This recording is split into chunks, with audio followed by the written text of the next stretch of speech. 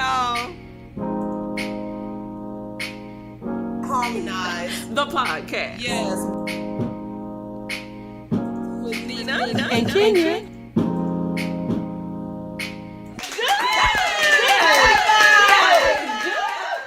Nice. Check one. My mic sounds nice. Check two. My mic sounds nice. Check three. Hello. Ooh, ooh, ooh, ooh.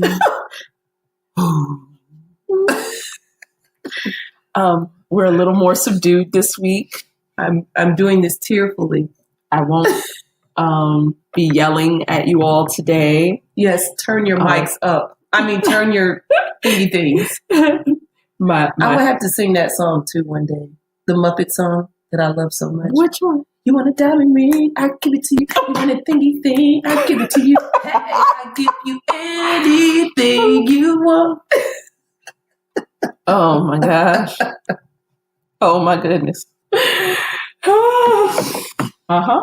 I have turned into a blubbering mess. Oh, but first, who are we and how did we get here? We are Harmonize the podcast. Oh, right, no screaming. Podcast. This is our NPR voice. Right, yes. With Nina and Kenya. Mm-hmm. And we talk about all things being Black, being a wife. You always want to go there first. Being a woman. Being a mother. That's why I'm a woman before I'm a wife. I'm a woman first. Then I'm a wife. Take two. We talk about all things being Black. Being a woman. Being a wife. Being a mother. Being an artist. Being a Christian. And all the things. And we always giggle after. Yes, we do. Oh, boy. Oh, my gosh. So today is just rough. It's rough. It is rough. Today we want to talk about specifically being mommies and really, really specifically about birth. And becoming mothers. So it's been on our minds for a couple of reasons. I have a good friend who recently gave birth, and I went and spent time with her and the new baby. Hey, baby, Mason. What's the baby's name? Mason. Oh, that was a top running for Sage. Joe was like, "You have named the baby that's a boy's name." But whatever.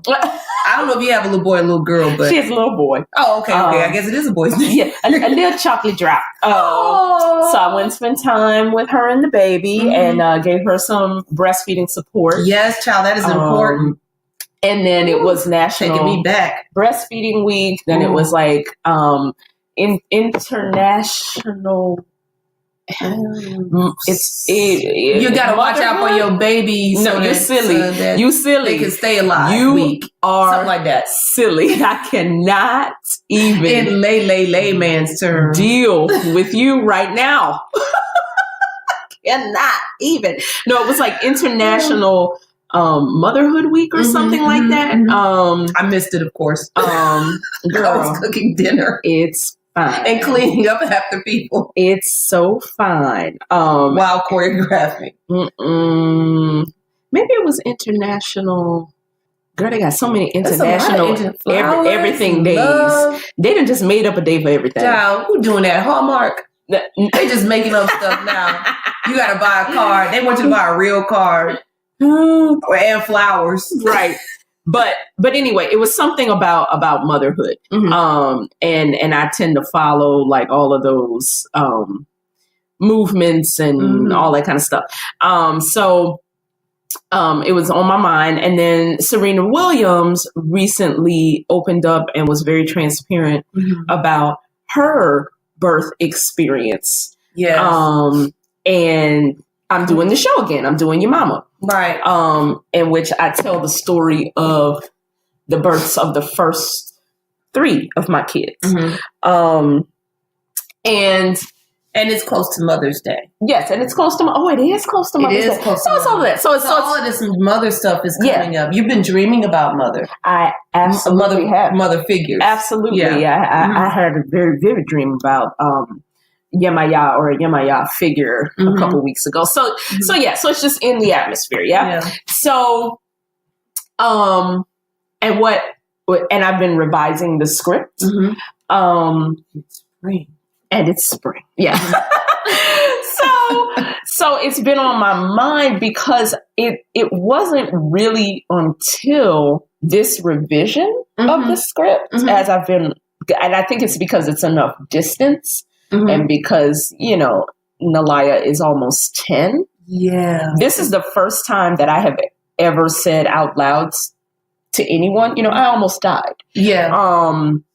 Because I don't think I even let myself think. Oh, I can imagine. So why don't you tell us just recap a little bit about your mama? Okay. So Your Mama is my one-woman show that I'm taking to the Hollywood Fringe in June. I portray 16 characters. 4 of those are different versions of me at different ages in life. But I count them as different characters. But it's about losing my mother tragically,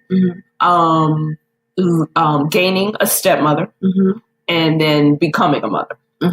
And, even my mother's death was related to the birth of her children because she had postpartum psychosis, which 1 in every 1,000 women get. It is and it is not the same as postpartum depression. Right. It is a different thing. Okay. But it is often misdiagnosed as postpartum depression. But postpartum psychosis is very different and almost always, if left untreated, ends in suicide or infanticide. They kill themselves or they kill the baby or both. If it is treated, it has an 85% cure rate. Okay. So that's some good news. Absolutely. Yeah. So, and there, especially in the 70s, people just did not know a lot about women's health, period, in this country. And in the Black community. And there you go. So there were compound factors in the circumstance that set the stage for that tragedy, Right. And one of the things that people know now about the disorder is that it gets worse with each successive pregnancy. So you can imagine becoming a mother for me. That's a whole new right. It was like, is this something I want to do? Is this something, but in one part of my mind, and the biggest part of my mind, there was no question. And it's a line in the show. I always knew I wanted to be a mother, period. And me, in my naivete and innocence as a child was like, well, I'm never going to do what she did, not understanding that she did not have a lot of control over what she did. But, so like to kind of go take it even a step further, every case in the news that we hear about where it's like this woman put her 4 kids in the car and drove in the lake. This woman, her mother left her for 5 minutes. When she came back, she had drowned all the kids in the tub, that kind of stuff. Every single one of those women had postpartum psychosis. Every single one of them. And they were under strict orders to never be left alone with the kids, to make sure they take their meds, like all the things. Or maybe if they're... No, they were. No, I've researched them. Oh, okay. I was wondering if they're even seen medically, because I wonder... When I tell you, when I was writing the show the first time in 2009... I researched every single one of these cases. Okay. That was my dramaturgy. People were like, what do you have to research at your life? I was like, shut up. You're not a playwright. Thanks. Right. Now go sit back down. Right. No, every single one of them was in treatment. Okay. Every single one of them. They failed to mention that. Right. No, because it's not sexy for the news. Got you. Okay. But no, every single one of them was in treatment. In the cases of the 2 white women, which are the 2 cases that I just mentioned, they were having a good week. They were with someone who was always with them. And that person was like, well, she's been having a good week and needed a break, and left them for 5 or 10 minutes. And tragedy happened. And it's because it's a psychosis. It's a chemical imbalance. And it's like, no, take the break, because being a caregiver is no joke, but you need to have somebody there in your place. Right. You go. Right. So if someone in your family, I implore you, Yeah. Yeah. I implore you. Yeah. Hopefully this gets a diagnosis of postpartum psychosis. Do not ignore it. Yeah. If someone in your family says to you, I am scared that I'm going to do something to the baby, do not ignore them. Right. Like one of the things that we have, access to some of the records about my mother. And one of the things that she said, which is when ironically, okay, here we go. Okay. Down the dramaturgy hole, rabbit hole. Mm-hmm. When I was 12, I was watching an episode of Oprah after school. All right, yes. And there was a very famous case of a woman in Chicago who committed suicide. Mm-hmm. And her family, and this is a Black woman, her family called Oprah and asked to tell the story. Okay. Because people need to know about this, and she had postpartum psychosis, and so they did the little introductory interview short film thing that they would do, and they had all these people talking about it. It's like she is the most well-loved. She was so smart. She was so, open. Everybody loved her. When she talked, people listened. She was a scholar. She was very accomplished in academia and business and whatever her field was, whatever. And she wound up, killing herself because she had this disorder. And one of the things that her husband was talking about, he was saying, she wrote in her diary, I feel like there's two people inside of me, and one of them is doing things I don't want her to do, and I'm watching her do it, and I don't know how to stop her. And, we have heard, from my aunts, my mother's sisters and stuff, that my mother said things like that. Wow. Okay. So when I was watching that as a 12-year-old, because one of the things I talk about in the show is how suicide is not... it's not something, it's hard enough to talk about. Right. In the Black community, it's a different kind of hard. And then we were Catholic in New Orleans. And so that's a triple whammy. What happened was basically she was just erased. There was no, all of her pictures were taken down. No one spoke her name. It was just like she didn't exist. And me and my sister popped up from my father's head like he was Zeus, and we were Athena, we just popped out of the ether or something. Yeah. Cupid. Right. And there had been no vessel through which we passed. And so it was any time, and this is I deal with this in the show, the erasure, but anytime anything was a little drop of something that was a clue, I was I was so thirsty for it. I was a desert, and anytime somebody said Thalisa, I was that was an oasis, So to me, that was I decided right then, that's what happened to my mother. Even though nobody will talk about it, the little snatches of stuff that I knew, I was that's what happened to her. So then as I got older, and you were 12 then picking up, and I was 12, and I was home alone watching Oprah because if they had been home, they probably would have turned it off. Okay. And so that's another part of the show. So right, that's part 2. Right, it is. That's the HBO series right there. No, that's in the second section with the stepmother. But Cinderella. Okay. but all of that to say, it took me a very long time to figure out, piece together what happened for myself and to make a kind of peace with it. But that was also directly related to birth. Yes. And the postpartum care of women after they give birth.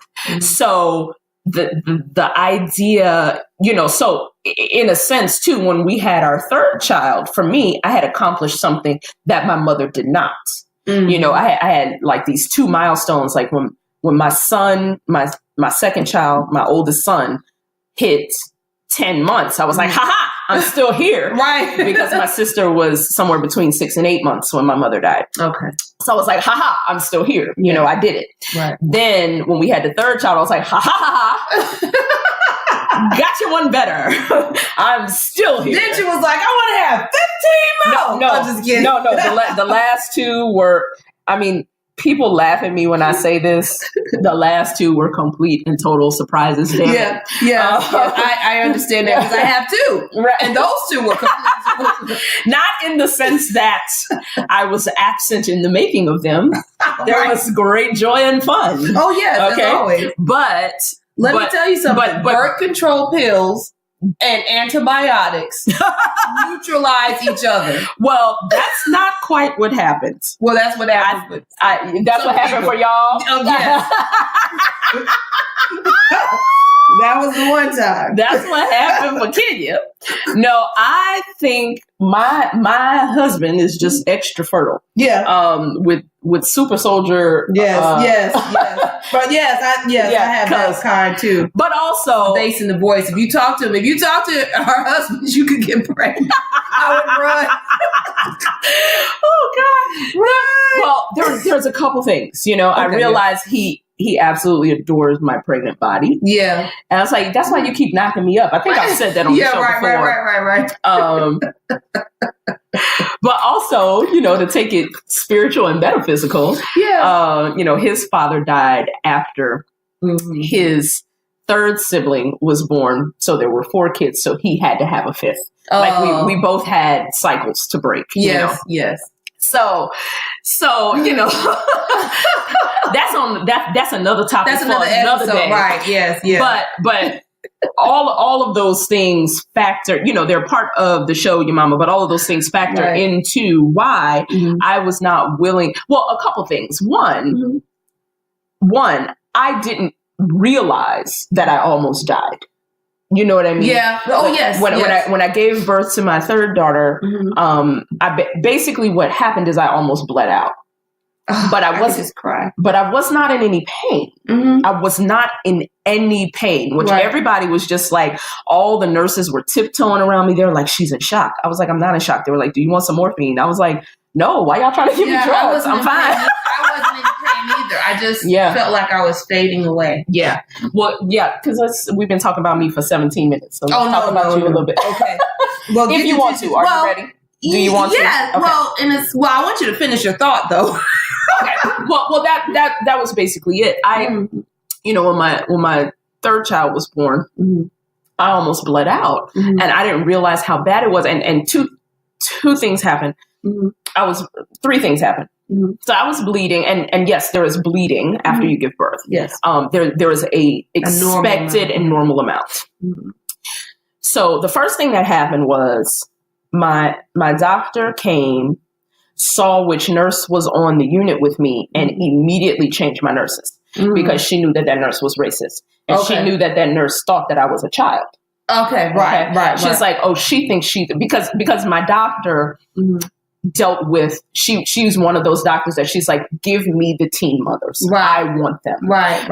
And she is caring and empathetic, and she is able to gain their trust in a way that empowers them to take care of themselves and take care of their baby and to make sure that they are taken care of in the hospital. Right.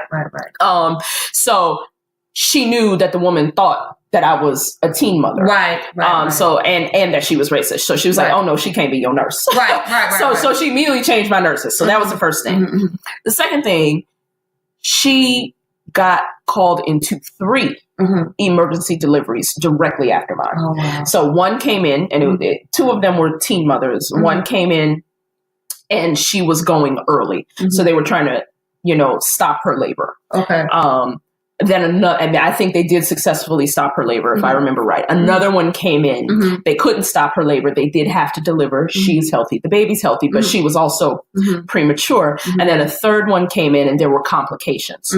So we delivered like in the morning, and it wasn't until like 6:00 that night that she got back to me. In the meantime, the new nurse that she had assigned to me kept coming to check me. And when I say like everybody was born this day, so she had a lot of people, that she was helping to, it was full nurses, full recovery ward. And like everybody was in there, and it's like, I was like, did y'all get a break? 'Cause It's like every time I look up and somebody open the door, I see another one and another baby coming by. It's like everybody was born on December 29th, 2008, you know. And when y'all was getting busy, what month was that? I want to skip right to that month. Make sure I take my birth control. So, everybody was having a good time. But she kept coming to check me, and she was like, She's like, something ain't right. I'm going to try to get her in there. I'm going to get somebody else in here. Something ain't right. Yeah. And she was like, how do you feel? Like, she kept asking me. She kept like looking at me like she didn't believe it. I was like, I just feel, I'm just tired. Like, I just felt so tired. Yeah. And I didn't, you know, and I'm thinking I feel tired because one, you know, I done had all this anesthesia. Yeah. I just gave birth. Right. You know. You're used to that. Right. So I'm like, you know, I'm give me some more anesthesia. Right. I'm like, I'm good. Can I have a cube, an ice cube? Right. I was like, I'm fine, you know. And ice cubes are your best friend. Right. So, but then what happened is I wound up having to have another procedure. And, you know, it's called a DNC. Yeah. And it's basically where, like, if you picture a jar of like spaghetti sauce, and you know how you pour the sauce in the thing, right? But it still has remnants on the side. Yeah. So you might pour some chicken broth or some water in there and shake it up to get all the rest of it out. Yeah. So a DNC is like they go in there and they scrape the wound to get the rest of whatever out. With a sharp knife that could possibly rip and tear stuff. Yeah, right. Does. So I had a little piece of tissue, basically, and the way the doctor described it. And I remember because she was so good at this kind of thing. Like, she's a character in the show. Like, this is a scene in the show. Yeah. Like, there's a little piece of tissue, and it's like a scab that's been pulled away, you know, and your wound is still inflated. So it just keeps filling up and emptying out and filling up and emptying out. Like, I need to go in and get that piece. And I was like, okay, Doc. Yeah, I trust you. Because I'm like, you can't have nothing else to do with trust. Right. At this point. At that point. Yeah, right. And so, you know, they did the DNC, and then I got 3 pints of blood. You only have 5 in your body, guys. There's only 5 in there. She got 3. And I got 3. So just to give you, that's a lot of blood. Just to give you, you know, a picture of how much blood I lost. And child, let me tell you, after I got that blood, I felt like I had slept for 3 weeks. I was like, hey, y'all, I feel good. What's up?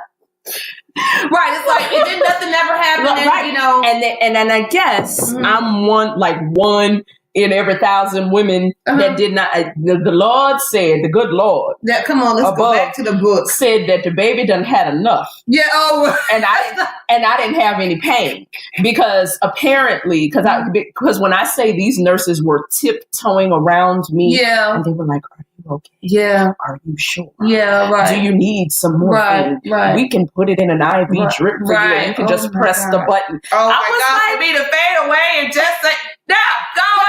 No, and I was like, and so when she finally came in, you know, the next day she was able to get some rest and come back and see me. I was like, Doc, why? She was like, girl, let me tell you something. In all my years of being an OB-GYN and delivering babies and doing procedures. Oh yes, Dr. Thigpen. Dr. Yolanda Thigpen at the Cleveland Clinic. She said, in all my time of practicing, I have never seen anyone take it the way you took it. Wow. She's like, people are usually cussing us out. We have had full bedpans thrown at us. She's like, this procedure. Who has the energy? No, she said that's how painful it usually is. Oh. And when I tell you I had no pain. Okay.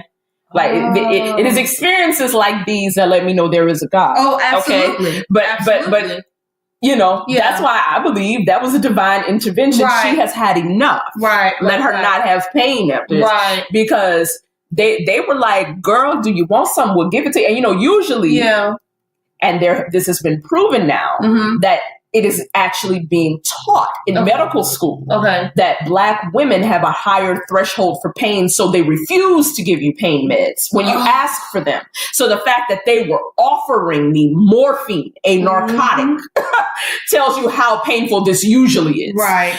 And I didn't have any. Woo. But it has taken me almost 10 years removed from that event to say, I almost died. Yeah. You know, like, and all kind of stuff went down that I didn't find out till later. Like my daddy was on the phone with my aunties that are here in Cleveland. Was like, somebody needs to go to their hospital and sit with Jonathan. He don't need to be sitting there by himself, waiting for her to come out of surgery again. Y'all need to make sure he bonds with that baby. Like my sister was running interference. Like it was all kind of jazz going on. Child, I'm just under. And I had no idea that all of that was going on. Yeah. You know, and I remembered, you know, I made a connection a few years later, and I realized, oh my God, this is what Kenya was going through when she had Sage. Yes. Because I remember that night, you know, we were picking up Jahi. Okay. And Jinlei from daycare and aftercare. Right. When you called us. Yeah. And we were, because I remember we were in the car. Yeah. And we talked to you for a few minutes. I was like, can you put Joseph on the phone? And so he started because you were so out of it. And so just upset. Yeah. You know, and Joseph was like, look, they're not coming in here. She bleeding. Yeah. It ain't right. And I was like, okay, Joseph, I'm about to call somebody. We got off the phone with you. We called Dr. Akari, who is our kid's pediatrician. And we called Dr. Akari and we're like, Doc, who do we need to call at Hillcrest? And I want you to know this is the first time I'm hearing this story because this is how long it's been since I could verbalize. Oh, yeah. So, no, we called Dr. Akari and we were like, give us the name of who we need to call at Hillcrest. Right. Or can you call? Yeah. Because it's not right. She's bleeding and they are not listening to them. So let me take you through. So, well, first of all, when I saw Serena Williams' story, I could not even bring myself to read it. It's okay. It's okay. I could not bring myself to read it because I already knew what the story was already.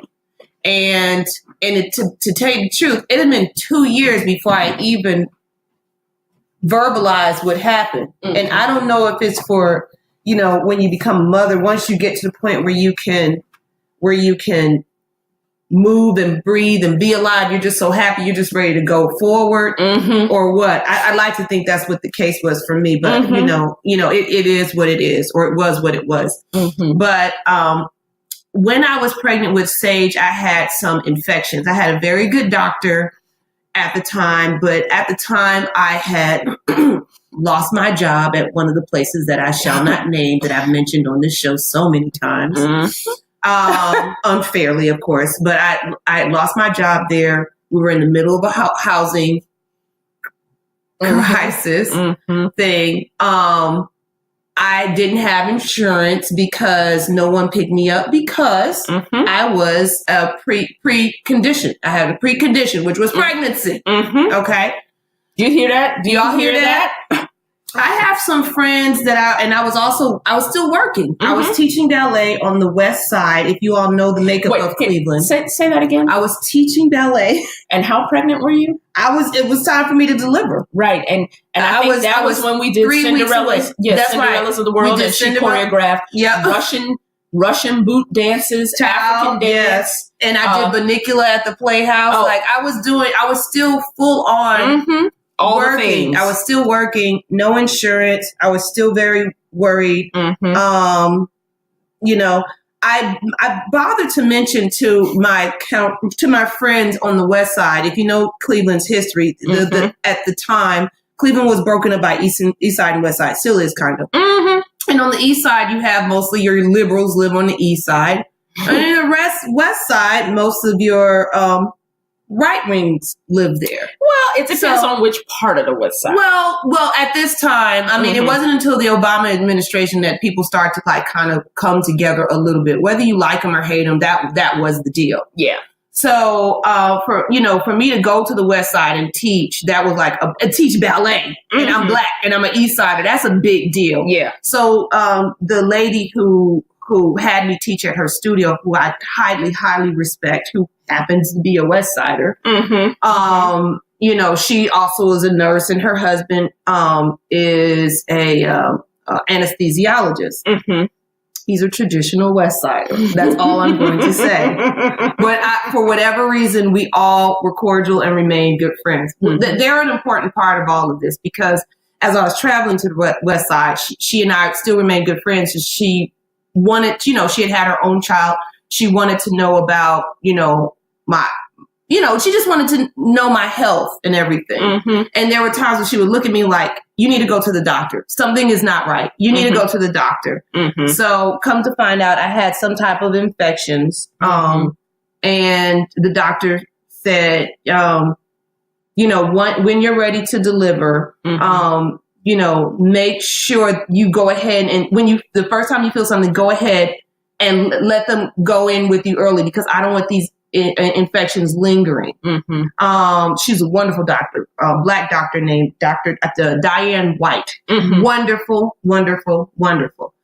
Well, at the time when it was time for Sage to come, I called them and said, the doctor wants me to come in. She doesn't want me to labor too long, blah, blah, blah.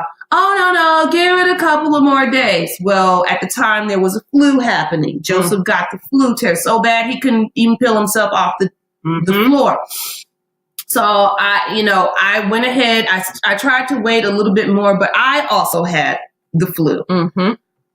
My mother drove me on a snowy night to Hillcrest Hospital.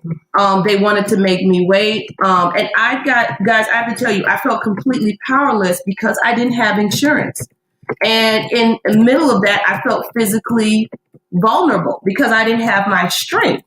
Mm-hmm. And as an athlete, like the strength is what I've always depended on to get me through, whether it was inward or outward. I always had that. But this time I was not strong anywhere. I couldn't speak. I felt like I couldn't speak for myself. Mm-hmm. I didn't even think to ask for my doctor. I just knew they just said she couldn't be there. But I didn't think to say somebody call her because in my mind I didn't have insurance and therefore I didn't have any power. And let's just I just want to pause because I got to highlight this and point the finger at this. Okay. And I'm going to cry. And it's okay. Okay. That there are a lot more people are familiar with this profession now of doulas and midwives. Mm-hmm. This is why doulas are important. Right. Because I didn't have this problem either with Jordan because I had one with me. Right. And midwives, I had 9. Yeah. And because you were in New York and you had the collective. Right. Right.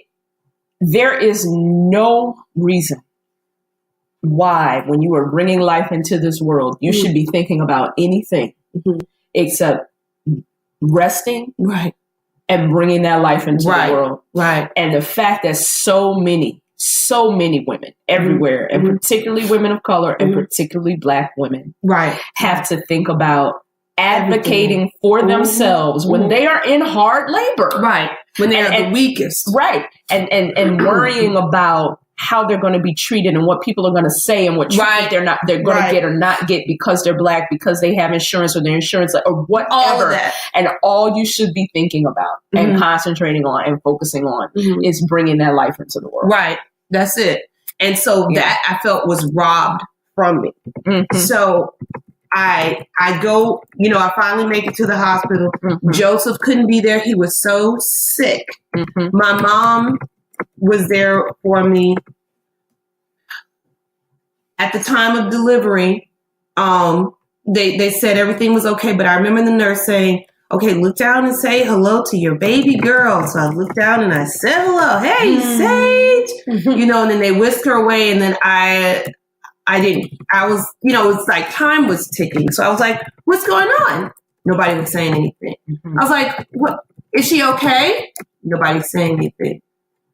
I don't understand what's going on. Nobody said. I think I asked the question like 6 times. Mm-hmm. And then finally, and I remember the nurse saying, you did so well. Like she was focusing on what I did and how well I did. And I was like, thank you. What's going on with Sage? Mm-hmm. And so finally she made a noise and they were like, oh, no, she's fine. She's fine.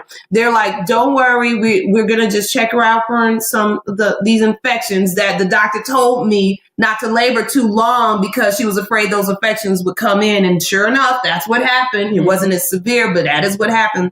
They had to send her to NICU. Mm-hmm. Okay. They had to, they had to put me up as well. Mm-hmm. And during that delivery, I had to stay in the hospital for a long time. Mm-hmm. Well, everybody decided to have their baby at the same time too, at Sage, to the point where I got kicked out of the hospital and she stayed. Okay, so that was on a Thursday. I'll never forget that. On that Thursday, on the day that my child was born, my mom's aunt died. So mind you, it's me and my mom at the hospital. My mom has the visitors thing because you get one extra. Mm-hmm. Well, my mom had to fly out immediately because her aunt died. And then as I became sicker and then had to go home, I thought everything was fine. Everybody was going down south to the funeral. Mm-hmm. Joseph was still trying to recover.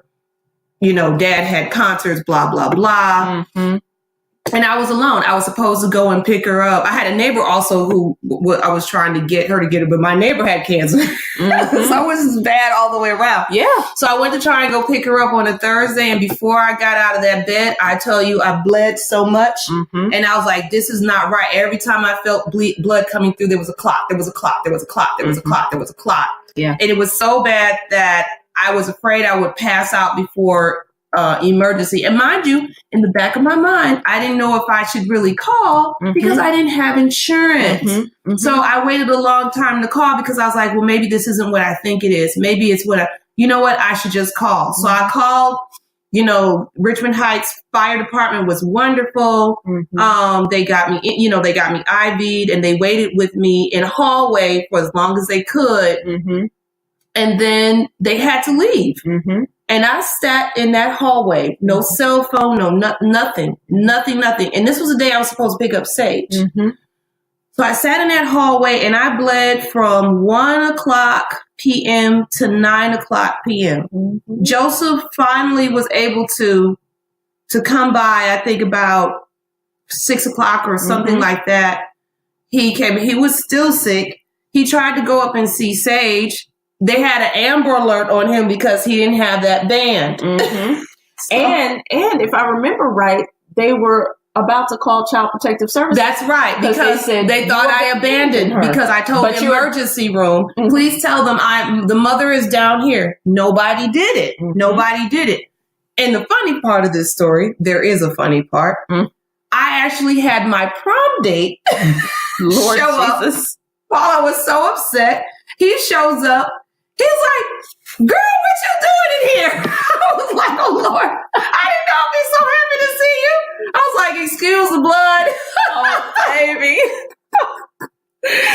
So he was just like, saying why he didn't like working there. I was like, okay, it's really not about you right now. So I was like, can you give me a phone? Can you get me somebody? Mm-hmm. Can something happen? So he worked his magic some type of way. And that was the last time I saw him. It was like a ghost. Mm-hmm. And so finally Joseph came.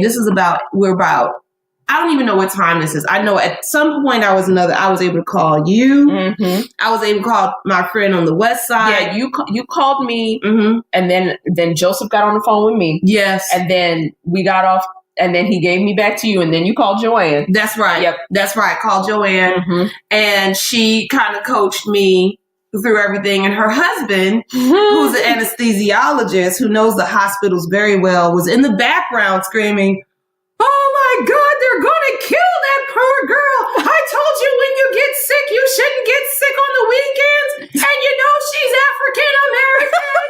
They're going to kill her. And I'm like, that's not helping me right now. That is not helping me right now. Yep. And I'm so like, in between those two phone calls and my prom date. Right. We called Dr. Akari. Right. Because I couldn't get to you. That's right. And we called Dr. Akari. And he was like, okay, I'm going to call. And then I want you to call when you get off with me. So he called and we called. Right. I said the attending on call needs to go see her right now. Yes. And okay. And so that was magic. Then you all, this is the first time I'm hearing this because like I said, I haven't talked about it in such a long time. So while that was happening, they wouldn't release me because I had a high fever. I had a high fever because both, when I talked to you either again or something, it was you and Joanne, when I talked to you both, they were like, well, that's because your milk is coming in and you need to get pumped and you need a pump. And so I was asking for him. I was like, I know I'm not going to get a pump. They're not even telling me where I am. So Joseph's trying to argue with the people, the Amber Alert. They're saying that my child is going to be taken away to Child Protective Services, all of this other kind of stuff.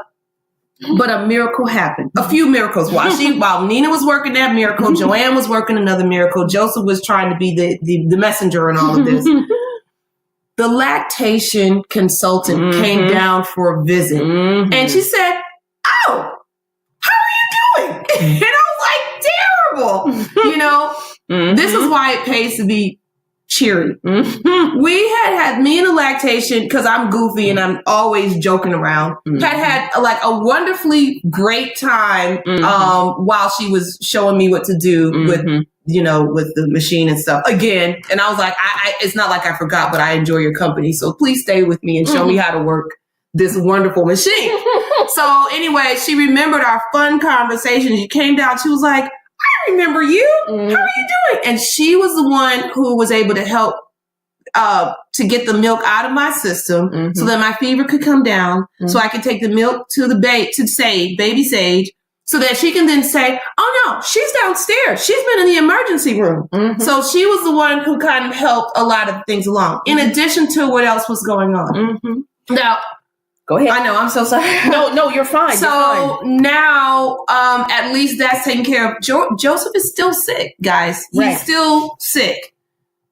What I realized what happened was the doctor who came to me said, you were not cleaned out properly. You're hemorrhaging because you weren't cleaned out properly. What we're going to have to do is prepare you for a DNC. And I was like, oh my God, I don't know what, mind you, I'm still like woozy. And I too had no pain. I just felt like if it makes any sense, I felt like my soul was slipping away. And my mind was then so much focused on everything else that I literally felt like my soul was half out of my body. So I really thought that night I was going to die. I mean, you hear about how childbirth is dangerous, and I felt so powerless. And I was like, and my lips are crusty. I know these people don't see me, but I can see myself as a dancer. I'm like, if they could just see what I look like at the bar, or if they could see what I look like on the stage, or see me walking down the street, they could see really what they're dealing with. And right now, this person with the hairnet bleeding everywhere, that's not me. I need them to nurse me back. And I have the words to verbalize that. But anyways, he said, this is what happened to you, blah, blah, blah, blah, blah, blah. And I said, well, I don't want that doctor who worked with me, because he was shady to begin with, I don't want him to touch me. It gets worse. They prepare me for the DNC. They go upstairs. They take me to a place, and who shows up but that very doctor, looking completely psychotic. I wish I could paint the picture. When I saw him, it looked like we were staring a rapist in the face. And even my husband, from the South Bronx, raised in Queensbridge, hard talking. He was stunned when we were both like our power was just taken away. And when the doctor looked at me, he couldn't even approach me with his full body. If you can imagine, he looked at me from the side of his body as he scratched one part of his arm. And he was like, are you okay? Are you okay? And I was like, oh my gosh, he's psychotic. Who gave me this doctor? My friend's husband was right there trying to kill me. So he disappeared. And then as soon as he left away, 3 nurses came in. 3. One at my head, 2 on each side. And they came in, they said, we're so terribly sorry about this. We're going to take care of you, blah, blah, blah, blah. You're going to be fine. We're going to make sure you. So it's like they were like, oh no, we messed up. We messed up because it's late. So they whisked me away and they took me to another part, and it was better from there. I had a nurse who wiped me up with warm towelettes, which is why to this day, if I change a baby, I am making that. I'm use a towel warmer. I was like, I know now what it's like to be an infant again, because I was so afraid. She wiped me up with some cold stuff. I'm gonna just jump out the window. She used the warm towelettes. Joseph was able to sleep. Like it was. So all of that, they had to perform the DNC. The doctor said, your abdominals will not be the same. And I was like, that's okay. Another woman doctor took care of the DNC, East Indian, I believe. She was very kind. And after that, I was okay. I still called the lawyers and, and I called the system, and the health system provided me with care. Yes, they provided me with care so that my medical was taken care of. And that, but I want to point this out. You had Joseph, me, Dr. Akari, Joanne, your friend who worked at the hospital, the lactation consultant. You had 6 people advocating for you to make sure that went the way it was supposed to go. Right. Can you imagine what happens to people who don't? Exactly. And that's why I was like, when I saw Serena, I was like, she's so fucking Rena. How do you do that to some fucking Rena? You know what she looks like. You know what she's made of. Let's talk about it. Yes. Because if you don't know what happened to Serena Williams, and we're going to link the interview in the show notes, but Serena Williams several years ago was diagnosed with blood clots. Yeah. And so, she takes anticoagulant medicine and all of that. So she wound up having to have a cesarean. So they had to discontinue her anticoagulant in order to do it, because they need the blood to clot. You know what I mean? So she told them, make sure that I get it back. That's right. When it's done. They did not. She feels the clots return because she is in tune with her own body. Right. Because you can't. A lot of times people walk around with blood clots for months and don't know they have them. She felt the clot. Right. She goes into the hallway. She grabs a person. She said, listen, I need a CT scan and what's it called? It's a specific medicine. I need a CT scan and I need a heparin drip right away. And so the nurse thought this is what she says, the nurse thought her pain medicine might be making her confused. Oh! So Serena insisted. As my daddy would say, see what a mess you make when you think. Right. But Serena insisted. And soon enough, a doctor was performing an ultrasound of her legs. And Serena says, quote, I was like, a Doppler, I told you I need a CT scan and a heparin drip. Right. And the ultrasound revealed nothing. So they sent her for a CT scan. And sure enough, there were several small clots in her lungs. Thank you. Minutes later, she was on the drip. Now, the thing is, can you imagine being the hospital that killed Serena Williams? And I'm saying, if you are Serena Williams, you are married to like one of the richest men in the country. You are one of the richest women in the country. Right. You have access to anything. She brings home so much gold. Listen, when she walks, her tennis balls are made out of gold. Listen, it's like, and it's like, if I am a person who sits in a place of privilege because of class, because of fame, because of notoriety, and they still don't listen to me. Right. What is happening to our women who live in poverty? Come on now. So I'm so the teenage mothers, when I see teenage mother, I mean, I'm you so can say kind. what you want. I am so kind. Hold the door open for them.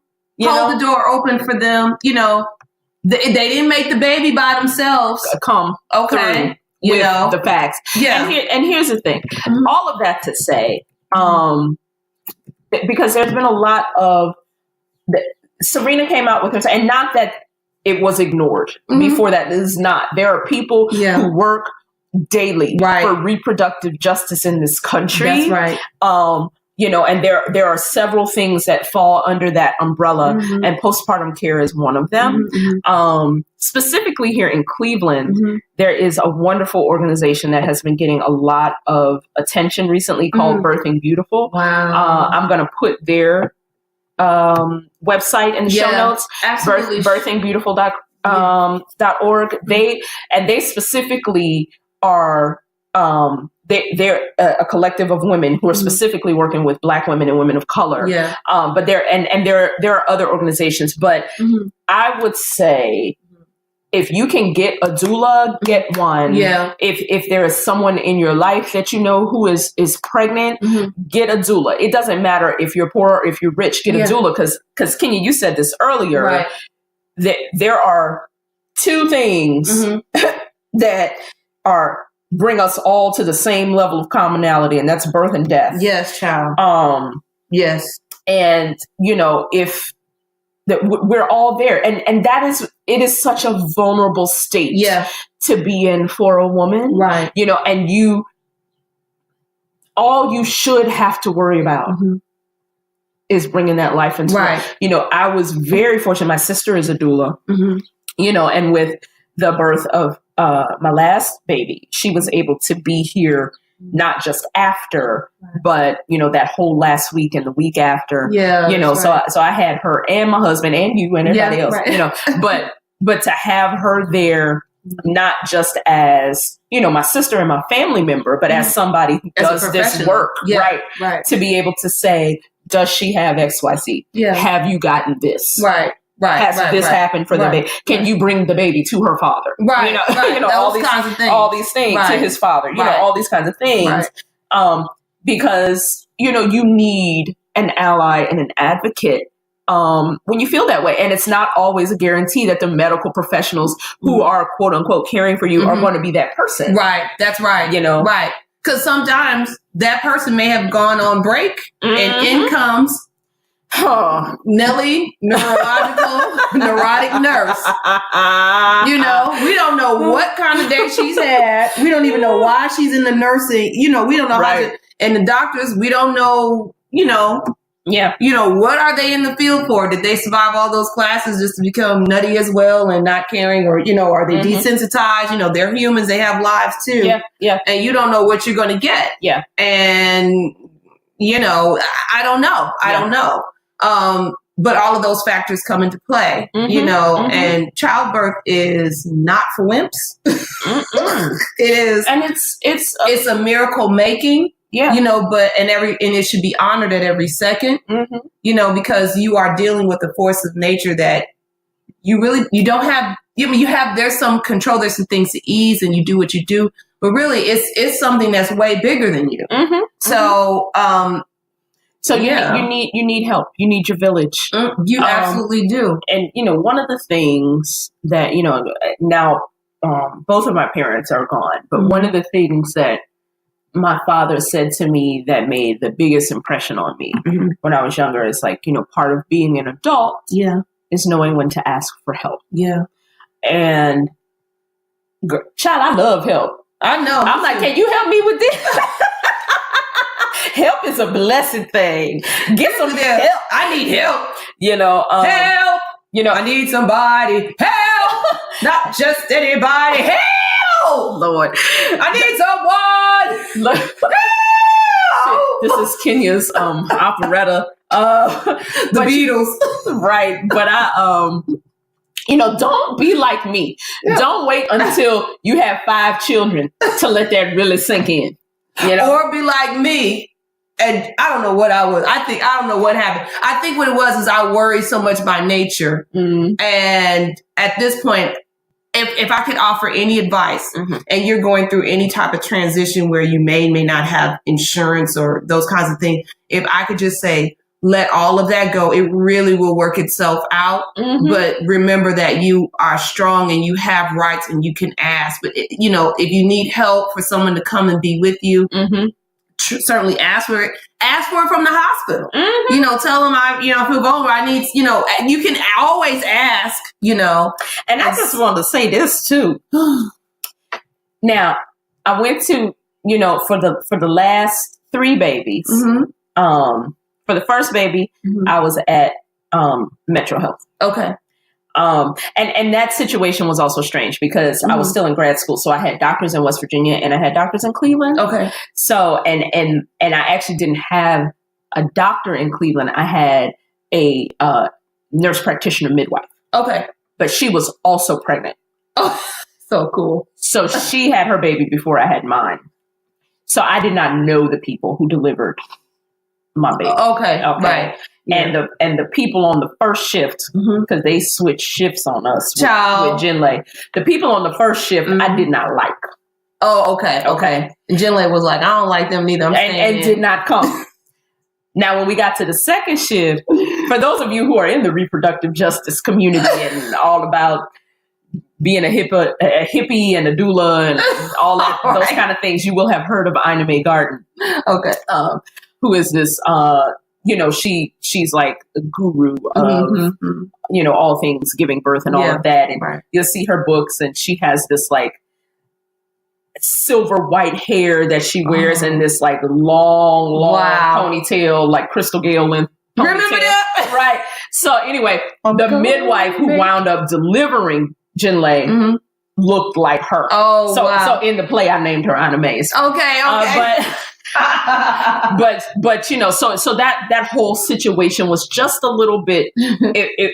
It was like not quite what I wanted, but it was still beautiful and all the things. Right. But then for the next 2, I got to deliver at Huron, and people hated Huron Hospital. Okay, because it was the hospital in the hood. Right. But the maternity ward was beautiful. Oh my It was excellent. I mean, those women took care of you like they was somebody's big mama. Oh, yes. Okay? Yes. And because that's where all the people who, because my doctor is committed to serving community in community. Right. And that's where she delivered and practiced until they closed it. Right. And so that's closed it. Right. That's where the teen mothers went. That's where the, traumatic. Trauma victims. That's where the trauma victims went. That's where the people who, basically all your Medicaid patients, went there. And the thing is but the maternity ward, those nurses, I mean, God bless them. Yes. When I tell, girl, they would send me home they had the little church mothers knitting group. I still have every one of those blankets. Oh. I got beautiful blankets that they knitted for us and little clothes. It's funny you mentioned that because my first birthing y'all gonna laugh, don't laugh. People in New York, don't laugh. When I first found out I was pregnant, for some reason, like a homing pigeon, I went to Bellevue Hospital. Y'all, I lived all the way up in Harlem. I could have gone to Columbia. Y'all know I could have gone to Columbia. But for whatever reason, I felt right at home at Bellevue. We're not going to make a joke. We're not going to say it. For my first delivery, it was just wonderful. I too went through 3 shifts of people. And finally, I went through all 9 doulas or midwives that I had, that were assigned to me. That's so finally, the lady who delivered Jordan, because it was like I went into labor on a Thursday at 11. It's now Saturday at 12 o'clock something. And the lady came in like for the last 4 or 5 hours. This lady came in. She looked like she just walked off the street from her shift of being security. Like she came, her weave was all over the place. She looked like she had already worked. And I remember being on my knees and holding my stomach. And I looked up, I was like, you're going to help me deliver this child? And she was like, don't worry, I'm going to give you an enema. You're going to have this baby by 12 o'clock or something like that. And I looked at her because she looked crazy. If I had the energy to laugh, I would have. But I said, you know what? I'm not having this child. I don't care what you do. I'm not having this child. She put my hands and her cut my cheeks in her hands, and she said, "You are going to have this child. We're going to help you have the child." I was like, "No, no, no, no." So she's like, "Go in there, take that enema." I was like, "No." She's like, "Go and take it." I was like, "Okay." So I did the enema didn't work. Then they had to give me Pitocin. I was like, "Oh, sweet precious Jesus. I know what Pitocin is. It's this fluid you get to make more pain." Pitocin is a horse. It is. It's what they give to horses to. They gave me that, and it just induced the most. It felt like a horse was running on me, sitting on me, tap dancing on me, sword fighting, all of that.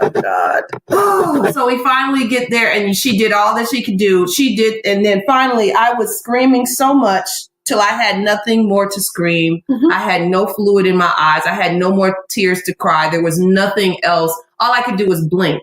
And finally, the whole, like, all the midwives in the area, all the doctors in the area came by. And I remember this little Asian woman saying to me, she was like, "Come on, you can do it. You can just push one more time." She's at my hand, and the police officer with the weave.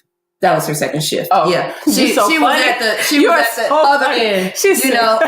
And Joseph is right there on the side, is the same as the Asian doctor. Mm-hmm. So he, and I didn't believe anybody. I was like, I don't care what any of you said. I've been trying to birth this child since Thursday at 11 o'clock. He ain't coming and blah, blah, blah. So but all I could do was blink because I had no more energy left. Mm-hmm. So, and they're saying, "Oh my gosh, she's so good. She's so good." So the doctor then said, "Just give Miss one more big push and it's going to happen." And I was like, "No, I'm dying." And I thought I was dying then too. It was a different type of die, but I was like, "No, I'm dying. I love you all. I'm dying." And she said, "Listen to me," in her New York accent. Mm-hmm. "You're going to push this baby right now. Otherwise, I'm going to go get the vacuum and you're not going to like that." And I went, and I pushed, and Joseph was the one who did it. He was like, he's coming. If you just push, just do what the lady says. if you just push, I can see him. So I did, because I believed him. Mm-hmm. So I pushed, and I remember seeing, the doctor. She was like, "All right." All right. So the doula was there, all the nurses, everybody there. They were like, yeah. Like I'm at the finish line. Girl, that's how it was. Listen, with Jinley, I was in early labor for 4 days. Oh yes, I remember that. That's in the show, y'all. They kept sending me home. Mm-hmm. They were like, "Yeah, you're a centimeter. Go home."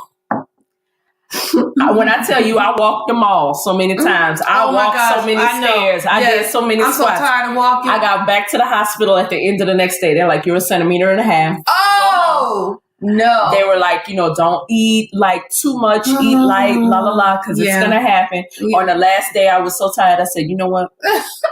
And I'll never forget this. This was so funny, because a Jehovah's Witness came to the door, and I was like, "Listen." Girl, this is so funny.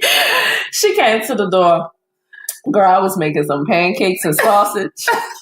I had a cheeseburger on this side. I had a big, stupid chocolate milkshake. Oh my God. She was like, "Oh, you can't do all that. I said, "Let me tell you something." I said, "First of all, I don't want your little watchtower.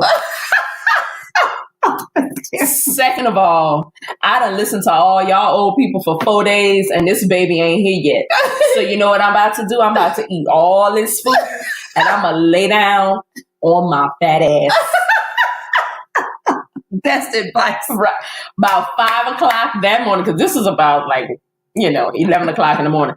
About 5 o'clock the next morning. Yeah, right. I turned over. I looked at Jonathan. I said, "So." Or I kind of sat up more. This is what I told him. I was like, "I'm about to start moaning. It's going to be loud. I might wake up the whole house, but I need to." Because my contractions have been 10 minutes apart for 4 days.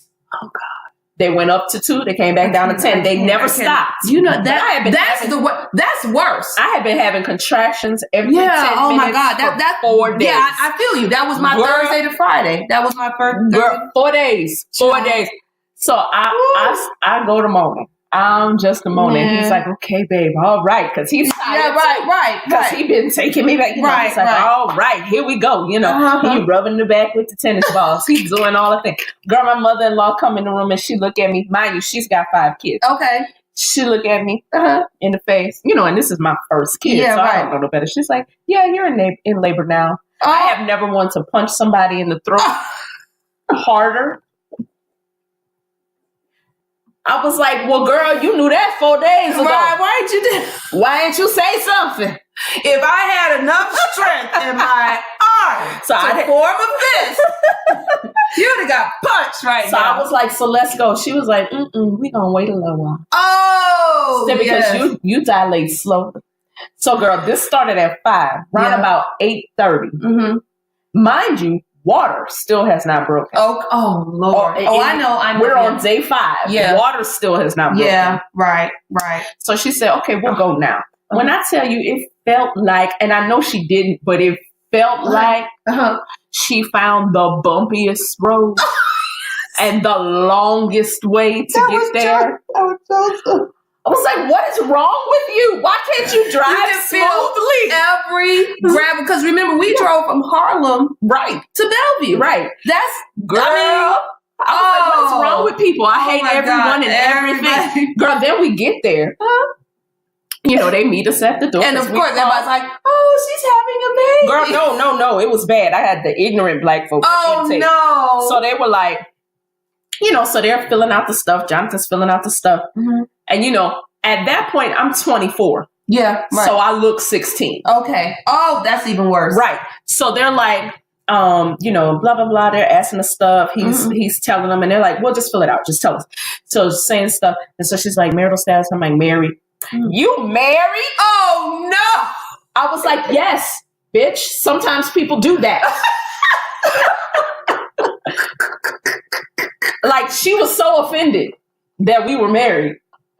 And it wasn't until later that I realized it's because she thought I was 16. Oh, And I'm like, girl, I'm 24. Fill out the paperwork and take me to the place. Well, that's funny because they would look at my paperwork because I was 35. Mm-hmm. And they would, they look at me and be like, okay, yeah, that's cool. And then they look and they'd be like, oh, she's old.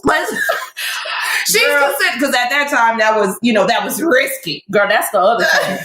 Girl, talk about what did they, because they have a code for it, like there's a code. They call it like elderly maternal or something like that. And I was like, elderly, because mind you, I had my youngest at 39.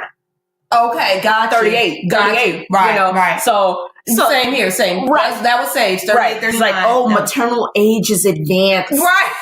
And then I would go to the doctor or the midwives, and they'd be like, are you kidding? You look better than some of these 20-year-olds who come in here. Talk about something. Well, since you have advanced maternal age, we need to stick this foot-long needle in your stomach to figure out if the baby has Down syndrome. I said, what you your mama. You're right. Your mama stick that needle. Your mama. You know what you're not gonna stick nowhere? That needle. Right. I'm gonna stick you. Right, because guess what? I'm gonna love the baby either way. So you gonna go sit down with that right. needle. They tried to do that with me. I was like, you can amniotic yourself. How about that? Right. You ain't sticking nothing nowhere up in here.